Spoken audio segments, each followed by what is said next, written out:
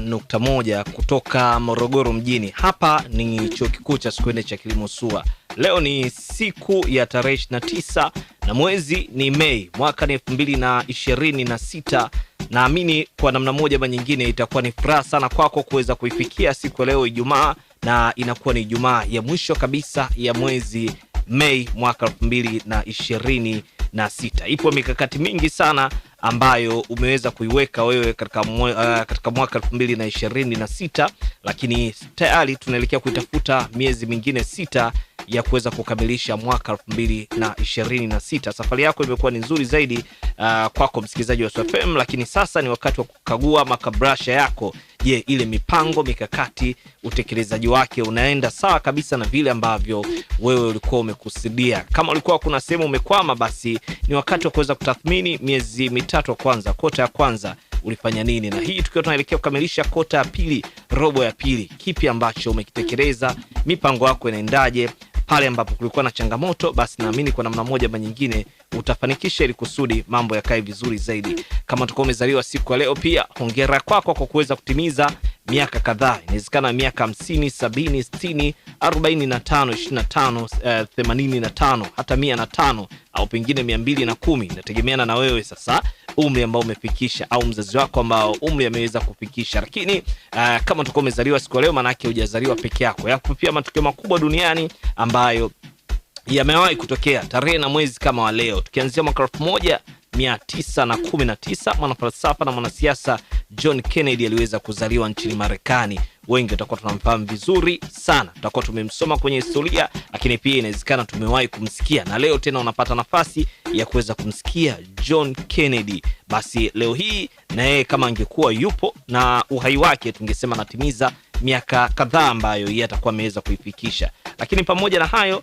mwaka 1961 shirika la Amnesty International lilianzishwa rasmi kwa ajili ya kutetea haki za binadamu. Mwahi kusikia katika nchi za Mashariki ya Kati changamoto mbalimbali ambazo zimekuwa zikitokea utofauti, halafu unalisikia shirika hili la ambalo linafahamika kwa jina la Amnesty International likiweza kusikika likipaza sauti kwa niaba ya sauti ya wasiokuwa na sauti. Basi hii ndo tarehe rasmi ambayo shirika hili liliweza kuanzishwa, na msaada wake ukiendelea kuwa mkubwa zaidi, na sasa likipaza sauti dunia nzima na watu wakiweza kuifahamu kwa kiasi kikubwa zaidi. Mwaka 1985 ni moja ya tukio kubwa kabisa ambalo limewahi kutokea ulimwenguni. Basi ni katika uwanja Hermes Stadium pale Ubelgiji.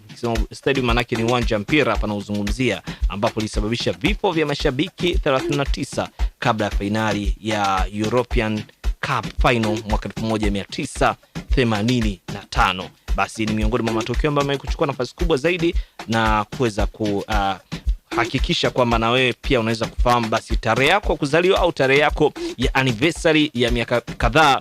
Basi kuna matukio mengine pia duniani ambayo yameweza kuchukua hatamu kabisa. Sasa leo hii kwenye elimu na taaluma tumepata nafasi ya kuweza kutembelewa na ugeni, na moja kitu kikubwa zaidi wengi tumekuwa tukisikia kuhusiana na bodi ya mikopo. Bodi ya mikopo, pia kuna watu wanaweza kusema bwana, ngoja nikakope nyumba kwenye bodi ya mikopo, kwa sababu ya kutokuwa na taarifa sahihi bodi ya mikopo inahusika na nini. Lakini leo hii tuko nao kwa nafasi kubwa sana, tutaenda kupata upana mkubwa zaidi wa kuweza kuwajua kinaga ubaga kwa ukubwa zaidi nini ambacho wao bodi ya mikopo wanakifanya asubuhi ya leo.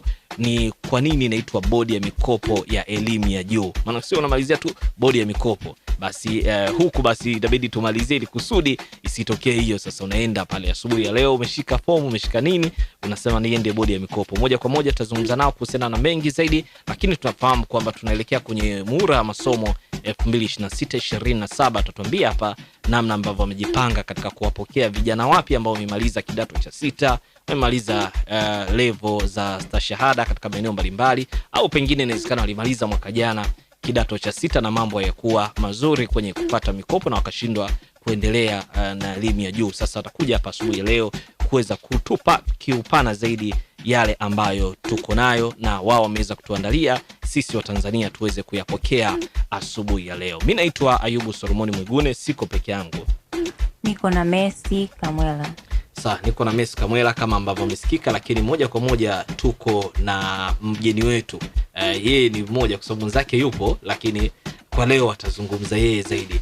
Karibu sana, uweze kujitambulisha kwanza, watu waweze kukufahamu, kukujua kwa jina. Asante sana Ayub. Mimi naitwa Veneranda Malima. Natoka bodi ya mikopo ya wanafunzi wa elimu ya juu, kitengo cha mawasiliano. Mimi ni manager mawasiliano. Kwa tunashukuru sana kwa kutukaribisha hapa leo SUA FM. Na moja kwa moja, kabla tujaanzia huko kwenye bodi ya mikopo, turudi, mtu anaposikia manager mawasiliano kwenye taasisi ya umma tunamaanisha nini? Manager mawasiliano kwenye taasisi ya umma ndiye ambaye anasimamia kwa kiasi kikubwa mawasiliano yanayokwenda nje, lakini vile vile ndani, kufahamisha umma yale ambayo yanajiri kuhusiana na taasisi hiyo ya umma. Lakini vile vile meneja mawasiliano anashiriki na kuratibu masuala ya utoaji wa elimu kwa umma, ushirikiano na vyombo vya habari na wanahabari. Hayo ndio masuala makubwa ambayo manager wa mawasiliano katika taasisi ya umma anayafanya. Hayo ndio mambo ambayo anatuelezea manager mawasiliano kwenye taasisi za umma anayafanya, na hili ni miongoni mwa jukumu ambalo unalitekeleza asubuhi ya leo. Sasa kabisa kuna baadhi ya watu ambao wanatusikiliza muda huu lakini wanashindwa kufahamu swala la mikopo. Hawaelewi mikopo ni kitu gani, na wanaohusiana na hiyo mikopo ni watu wa aina gani na level gani ya elimu pia. Asante sana Messi. Tunaposema mikopo ya elimu ya juu, tunazungumzia ugharimiaji ama tunasema uwezeshaji wa vijana ambao wanajiunga na vyuo vikuu ama taasisi za elimu ya juu, lakini vile vile sasa tumeongeza pia na ngazi ya stashahada ili wawezeshwe kumudu zile gharama ambazo zinaambatana kuwawezesha wao kusoma masomo yao mpaka watakapoweza kuhitimu. Kwa hiyo bodi ya mikopo ya wanafunzi wa elimu ya juu kazi yake kubwa ni hiyo, kwanza kuangalia vijana ambao wanaenda kujiunga na masomo ya stashahada maarufu diploma, lakini vile vile wapo ambao wanaenda kwa ajili ya masomo ya shahada ya awali. Tunao pia katika kundi lingine la wale ambao walishahitimu shahada ya awali lakini wanaenda katika shule ya sheria kwa vitendo, wanaenda kwa ajili ya mafunzo ya sheria kwa vitendo. Na tuna kundi la wale ambao wanaenda kwa ajili ya masomo ya shahada za juu kwa maana ya shahada ya uzamili na uzamivu.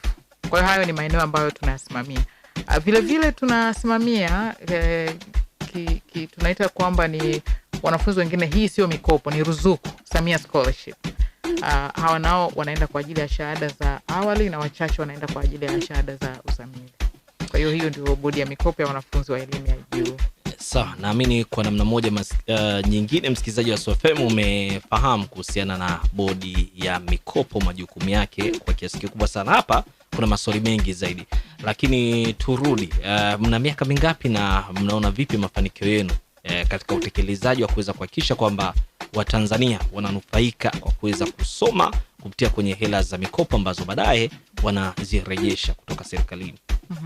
Bodi ya mikopo kwa sheria ilitamkwa mwaka 2004 na ilianza rasmi utekelezaji wake wa majukumu mwaka 2005 mwezi Julai. Kwa hiyo tuna miaka 21 tunaelekea sasa tangu tumeanza rasmi kutekeleza majukumu. Kwanza kuhakikisha tunatoa mikopo kwa wanafunzi wahitaji wenye sifa, lakini vile vile tunasimamia urejeshaji wa hiyo mikopo ili sasa zile fedha ziweze tena kurudi kwenye mfuko ule kuwawezesha wanafunzi wengine ambao watakuja kujiunga na hatua mbalimbali za elimu ya juu katika miaka ijayo. Kwa hiyo tangu tumeanza utekelezaji wa majukumu hayo mawili, tunaweza tukasema kwamba tuna mafanikio makubwa. Mwanzoni tulianza na idadi ya wanafunzi wachache na bajeti ilikuwa chini, lakini kadri miaka ilivyokuwa ikienda bajeti imeendelea kupanda na idadi ya wanafunzi vile vile imeendelea kuongezeka. Kwa hiyo tunavyoongea, kwa mfano nikilinganisha tu katika miaka hii miwili iliyopita, mwaka uliopita, huu mwaka tunaomalizia kwa maneno mengine wa 2025-2026, bajeti ilikuwa ni shilingi bilioni 916.7 ambayo iliwezesha kusomesha wanafunzi zaidi ya 273,000.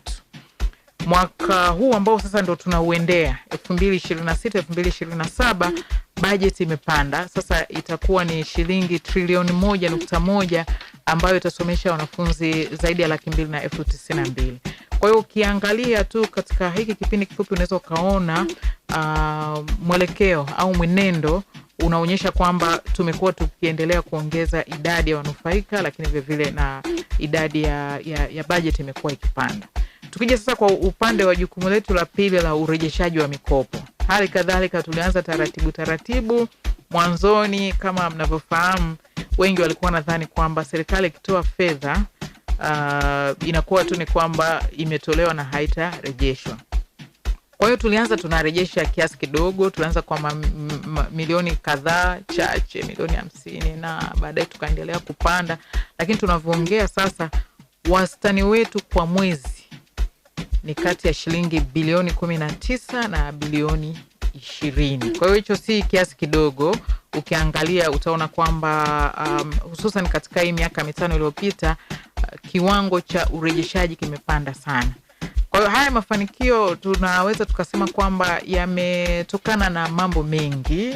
Kwanza utayari wa serikali yenyewe kuanzia ngazi ya juu, lakini vile vile na wanaonufaika pamoja na wadau wengine ambao tunashirikiana nao katika mnyororo mzima kuanzia utoaji wa mikopo mpaka urejeshaji wa mikopo, kuwa na utayari kwanza wa kuelewa bodi ya mikopo inafanya nini kinatakiwa kufanyika, lakini vile vile na wale wanaohitimu, wanafunzi wenyewe wanaohitimu kuwa tayari kuweza kurejesha, waajiri ambao wako katikati wanaotusaidia katika kurejesha kwa wale wahitimu ambao wamenufaika, na wao pia kuwa tayari kuweza kurejesha. Kwa hiyo yote hayo yametuwezesha kuweza kusema leo kwamba bodi ya mikopo imekuwa na mafanikio makubwa katika kipindi hiki cha miaka 21 iliyopita.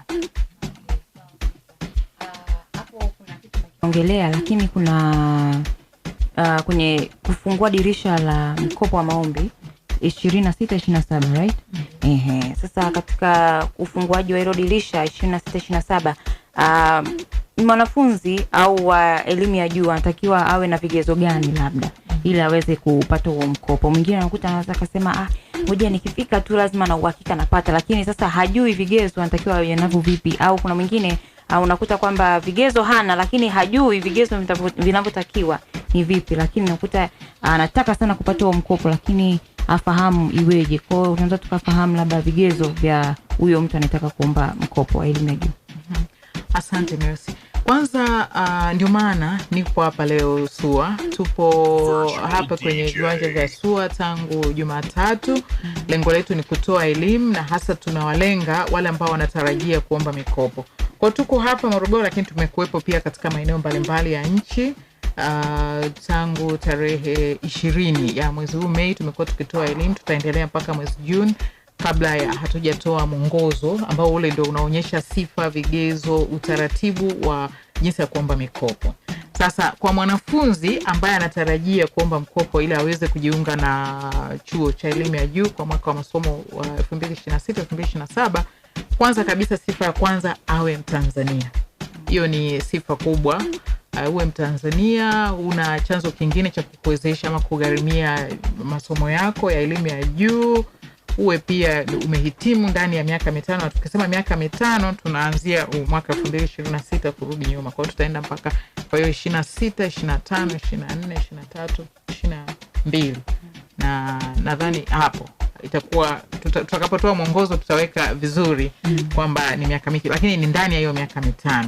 Kwa hiyo mwanafunzi huyu atatakiwa kuomba mkopo kwa mfumo ambao tunauelekeza. Kwa kawaida miaka hii sasa wanaomba online, unapitia kwenye mfumo. Ataomba, ataweka taarifa zake na nyaraka zake ambazo zinamwezesha sisi tuweze kumtambua na kumpangia mkopo unaostahili. Kwa hiyo mwanafunzi huyu, kitu cha kwanza kabisa, namba ya utambulisho ambayo tunaitumia ni namba yake ya mtihani wa kidato cha 4. Ataweka namba yake ya mtihani wa kidato, wamezoea kuita form 4 index number. Kisha weka ile